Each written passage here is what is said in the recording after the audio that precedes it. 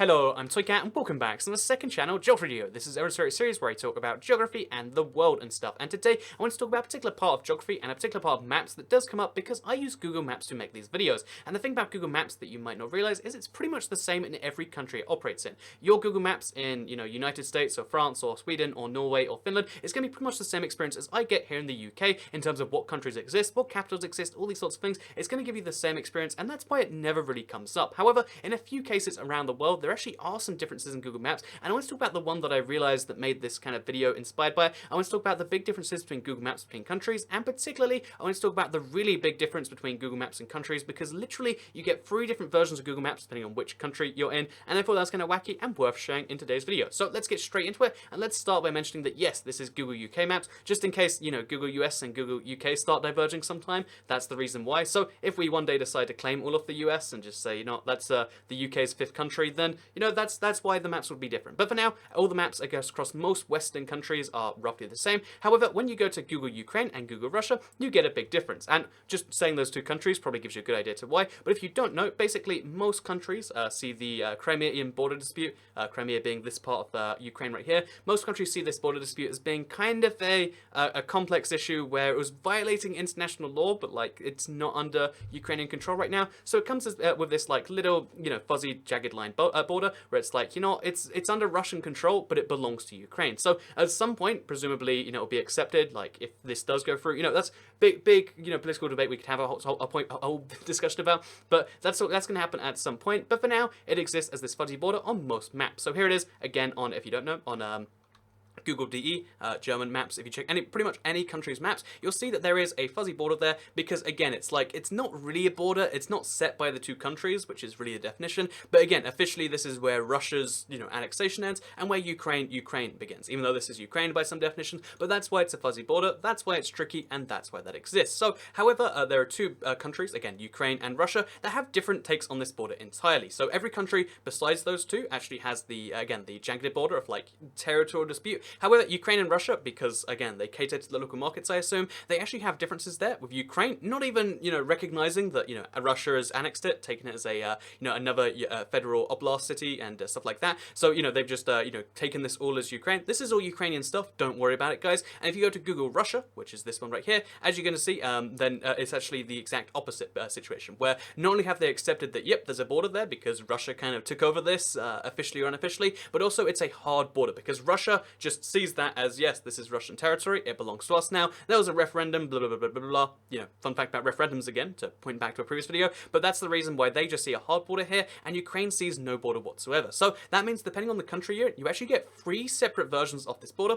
which is pretty darn wacky. So yeah, fun little fact you might not have known is Google will actually change the borders based on the country you're in. So this presumably applies to most affected borders in the world, and there's a lot of, like fuzzy, ooh, we don't really know which side to take borders in the world. However, most interestingly of all to me is the fact that it also applies to a couple of countries, or it applies to one country that I checked in particular, which is actually the KKTC, or Northern Cyprus, as most, like English countries know it as. But KKTC, or Northern Cyprus, is the part of Cyprus which was essentially, again, it's a similar situation, but like not directly annexed by Turkey. It was taken by Turkey and then turned into its own Turkish Cyprus, because Cyprus is a whole, like, tricky issue apparently to deal with, and that's why there are so many borders on the island. However, if you look on Google Turkey, so this is Google Turkey right here, as you can see, Turkey, and basically we're in Turkish Google. As you can see, if you look on the map, KKTC shows up first, and Cyprus doesn't even get like proper recognition as far as I can tell, which is a pretty bizarre thing. Whereas if you check any other map, for the most part, you're going to see how Cyprus is the country that shows up, and Northern Cyprus isn't even recognized as an entity, because it's not. It was the only country in the world, as far as I know, that recognizes Northern Cyprus, like officially and properly, is Turkey. And as a result of that, if you go to any Google Maps country, you're going to see how Cyprus shows up first, which is something I thought was kind of fascinating. So yeah,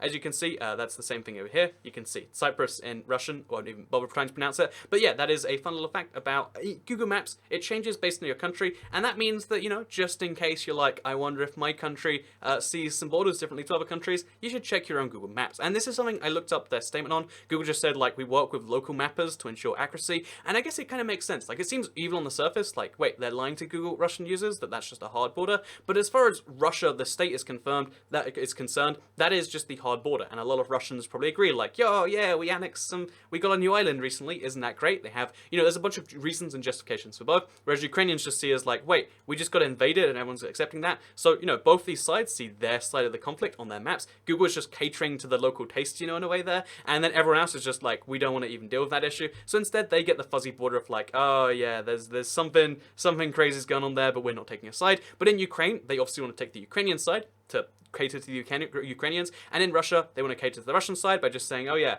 welcome, new state of Russia. So yeah, fun little fact about that. So also, just because I was here anyway, and this is a video I wanted to make and kind of include here anyway, basically, Google Maps also changes in each country, not just based on like language. So again, fun fact, here is English Google, here is German Google. As you can see, there is a google.de, that is. It's the same for google.at.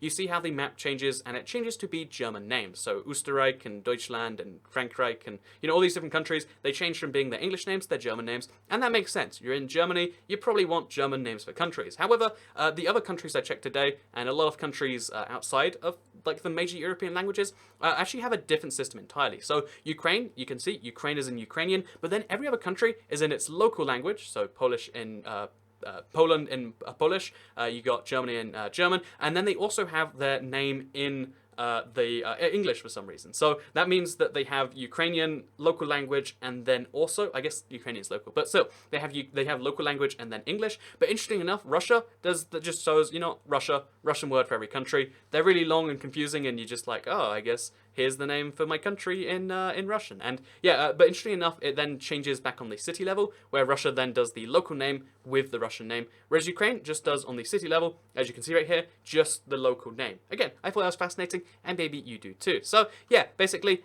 your Google Maps changes based on where you are, and it changes not only in terms of language, it also changes borders, and it also changes what languages it does show you. Again, Ukraine, a lot of other countries I checked, I believe Finland shows both languages too, like local and then Finnish, and some languages show local and then English, which includes Ukraine, funnily enough. So before we go though, another little fun fact, because I have Google Germany here, haven't really mentioned it too much. There's something I just wanted to kind of mention, because it's interesting maybe if you, again, are from the US or from North America, because basically German seems to change the names of countries very loosely around it. So besides stuff like, Frankreich and Schweike, most countries, you can see the English name in there. Again, Austria is a big exception. But if you look around, besides the countries just around, Deutschland, Ungarn's another weird one, you can see how most countries are pretty much the same as their German equivalent, like, as their English equivalent. So you see like, oh yeah, that's Slovakia, or like Romanian. I wonder what country that is. It's Romania. So you can work out the country is pretty easily, because they're pretty much the same word, but slightly changed a little bit. However, interestingly enough, as you go further out, that effect gets even less. So like, again, you look around here and like, Japan is Japan, but it's Japan on a map. North Korea and South Korea, you basically, you can tell China is just China on the map. But my point being is the countries get less and less affected by German. They pretty much just take the local language, or they take the English language or whatever from the local place. And interesting enough to me is this applies to the US and Canada and Mexico, with a few weird exceptions. So for instance, in the USA, 47 of the 50 states have the exact same name in English and German. So again, we're on google.de. Let's confirm that. There's Canada with a K. But interestingly enough, you can see how all the states are the same name, besides 3.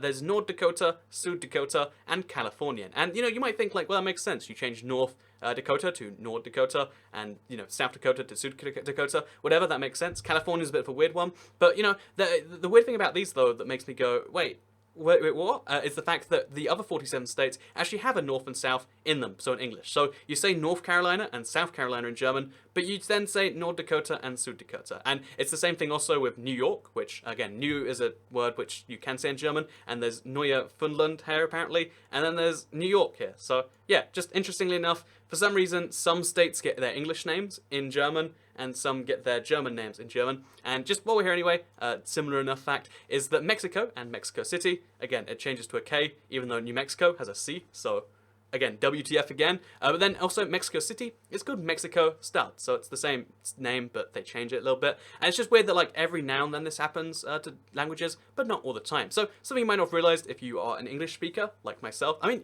you're an English speaker like 99% if you're watching this video, but fun thing you might not have known about other languages. So I hope you did enjoy this video about how your maps change from country to country. I thought it was fascinating personally, and maybe you do too. There's a lot of countries I've been checking just over, like, just to see, like, oh, it's different there. And, you know, some fun ones would be like, check out Google Israel. But again, I try not to mention, like, Israel at all on this channel, because I feel like there's, like, some conflicts you just want to avoid. Apparently Macedonia's one, Kosovo's one.